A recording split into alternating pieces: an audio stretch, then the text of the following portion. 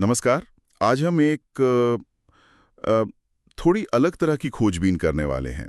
हाँ। हमारे पास कोई भारी भरकम रिसर्च रिपोर्ट या लेखों का बंडल नहीं है आज, अच्छा, तो फिर क्या है? बल्कि एक अकेला वेब पेज है। सिर्फ एक पेज? हाँ, गूगल बुक्स का एक पेज। ये ऑरिसन स्वेट मॉर्डन की किताब है, be good to yourself, how to keep your powers up to the highest possible.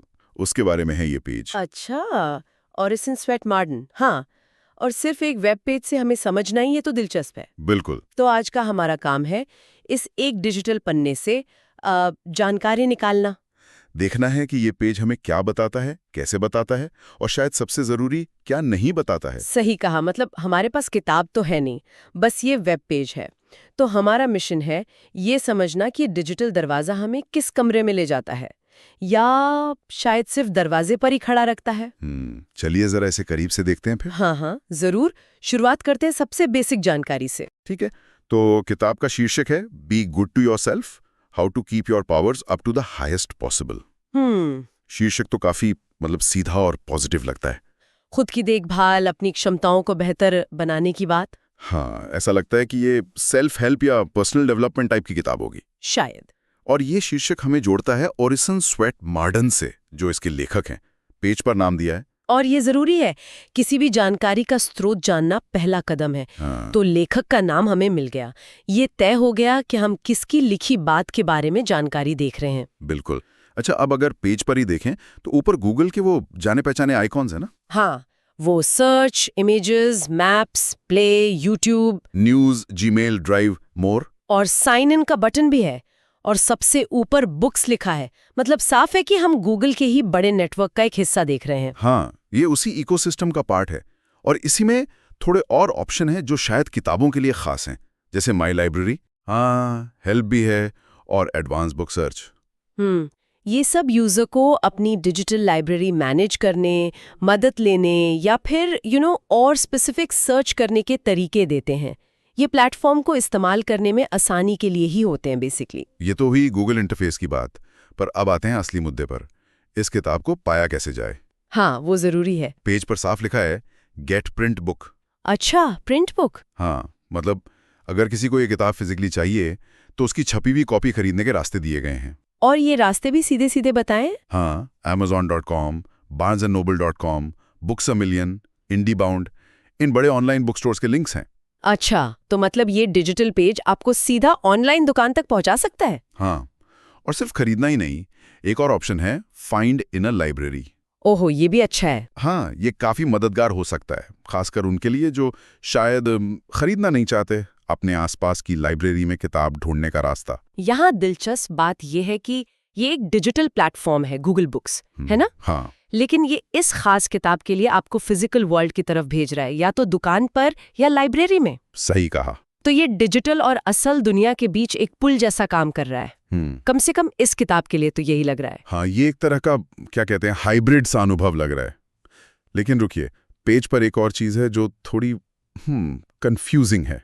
क्या? प्रिंट बुक की बात तो ठीक है, पर साथ में ही मोटे अक्षरों में लिखा है नो ई बुक अवेलेबल। ओह, नो ई बुक अवेलेबल। हाँ, मतलब इस किताब का डिजिटल वर्जन ई बुक यहां नहीं है। ये जानकारी तो अपने आप में बिल्कुल साफ है। हो सकता है ये किताब कभी डिजिटाइज हुई ही ना हो, या फिर शायद प्रकाशक ने अधिकार न दिए हों गूगल बुक्स को। हाँ, कारण कई हो सकते हैं। लेकिन ये statement no ebook available काफी सीधा है, इसमें कोई शक नहीं। लेकिन पेज यहीं खत्म नहीं होता। अच्छा, और क्या है? जैसे ही हम थोड़ा नीचे स्क्रॉल करते हैं, एक बड़ा सा सेक्शन दिखता है। उसमें लिखा है gate text books on Google play.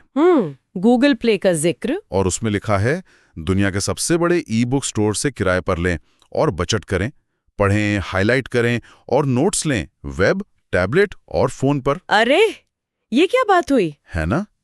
अभी तो ऊपर कहा था कि ई बुक नहीं है। हाँ, यहीं पर मामला थोड़ा उलझ जाता है। ये कॉन्ट्रडिक्शन देखने लायक है। बहुत ज्यादा। क्या ये गूगल प्ले का एक जनरल एड है जो शायद हर गूगल बुक्स पेज पर दिखता हो, चाहे उस किताब की ई बुक हो या ना हो सकता है। या फिर इसका इस किताब से कोई खास कनेक्शन है?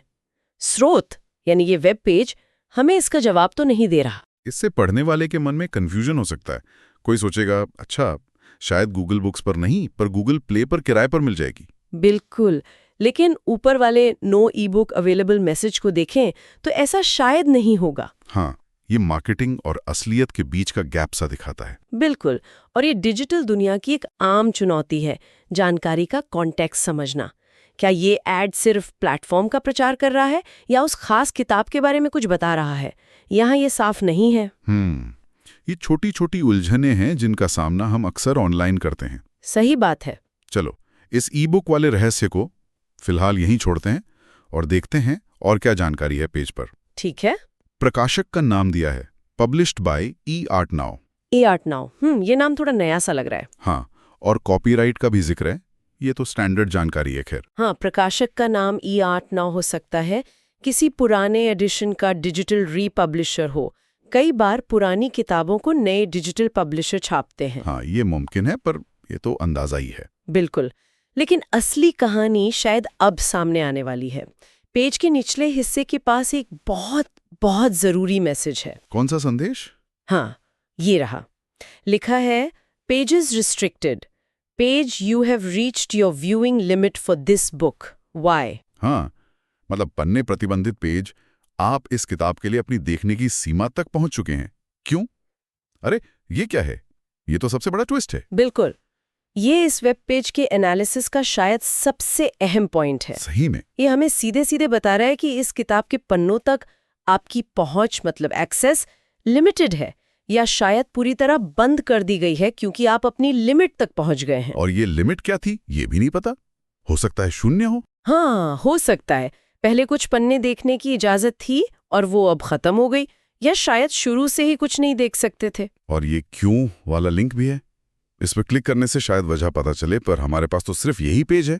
तो मतलब ये हुआ कि किताब गूगल बुक्स पर लिस्टेड है, प्रिंट कॉपी खरीदने के लिंक है, हाँ, लाइब्रेरी में खोजने का रास्ता है, ठीक, ई बुक नहीं है ये भी बताया गया है। हाँ, लेकिन आप इसे ऑनलाइन पढ़ नहीं सकते, कम से कम पूरा तो बिल्कुल नहीं। सही कहा, एकदम सही। ये डिजिटल जानकारी की दुनिया का एक क्लासिक उदाहरण है, जिसे कहते हैं visibility versus accessibility. Visibility versus accessibility मतलब चीज दिख रही है, मौजूद है, लिस्टेड है, पर आप उसे इस्तेमाल नहीं कर सकते या बहुत लिमिटेड तरीके से कर सकते हैं।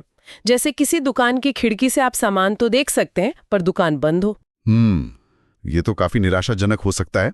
मान लीजिए कोई जल्दी से देखना चाहता हो कि किताब उसके काम की है या नहीं, खरीदने या लाइब्रेरी जाने से पहले। बिल्कुल, और ये कई सवाल खड़े करता है। ये लिमिट क्यों है? कॉपीराइट होल्डर ने लगवाई है, या ये गूगल की पॉलिसी है, या ये सिर्फ कुछ पन्नों के प्रीव्यू के बाद आती है? ये व्यूइंग लिमिट कितनी है, 0 पेज या कुछ पेज? ये सब सवाल, इनके जवाब इस पेज पर नहीं है। लेकिन इसका असर साफ है, जानकारी तक पहुंच रुकी हुई है। यह हमें याद दिलाता है कि इंटरनेट पर हर चीज जो दिखती है वो पूरी तरह खुली या मुफ्त नहीं होती। बहुत सारी अदृश्य दीवारें और सीमाएं होती हैं। अगर हम इसे बड़ी पिक्चर में देखें तो ये अनुभव डिजिटल लिटरेसी का एक महत्वपूर्ण सबक है। हमें ये समझने की जरूरत है कि ऑनलाइन प्लेटफॉर्म कैसे काम करते हैं। हाँ, वे जानकारी दिखाने के साथ साथ उसे कंट्रोल भी करते हैं।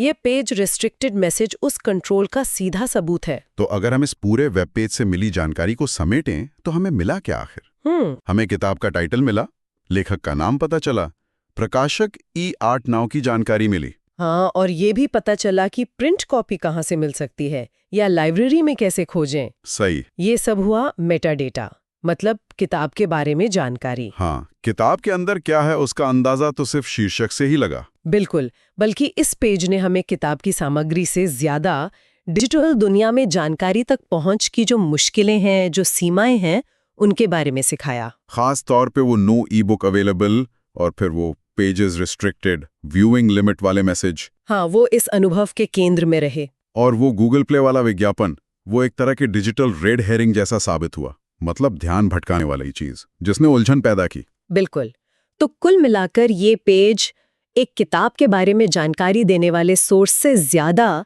डिजिटल इंफॉर्मेशन इकोसिस्टम कैसी काम करता है उसकी एक केस स्टडी बन गया। बीच एक बड़ा फासला हो सकता है।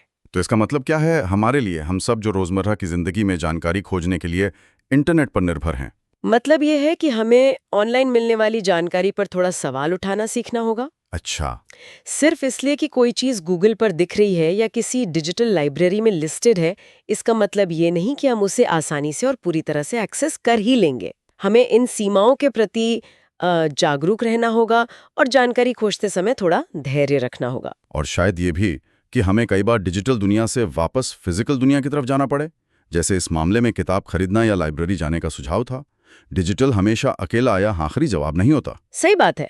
और ये हमें एक दिलचस्प सवाल पर लाके छोड़ता है जिस पर हमारे श्रोता सोच सकते हैं। हाँ। आज के डिजिटल युग में जब हमें जानकारी अक्सर ऐसे टुकड़ों में मिलती है, कभी सिर्फ टाइटल और लेखक का नाम, कभी कुछ पन्नों का प्रीव्यू, कभी सिर्फ ये पता कि वो कहाँ मिलेगी, तो ये जो खंडित फ्रैगमेंटेड जानकारी है, ये हमारे ज्ञान पाने के तरीके को कैसे बदल रही है?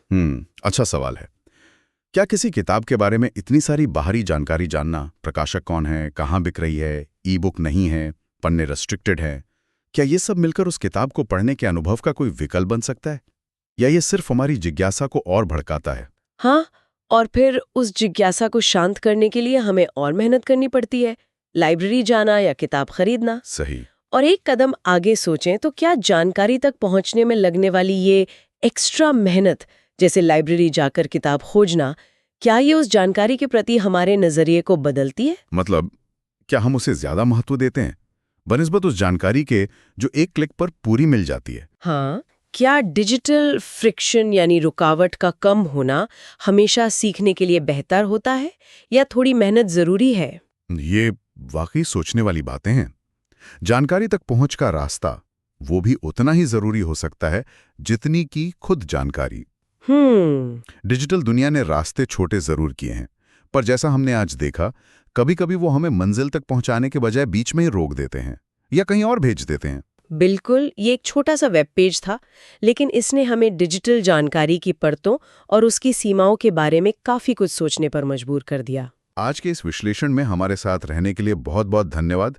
उम्मीद है आपको ये थोड़ी अलग किस्म की खोजबीन पसंद आई होगी। हाँ, ये काफी अलग था। हम जल्द ही फिर मिलेंगे किसी और स्रोत की गहराई में उतरने के लिए।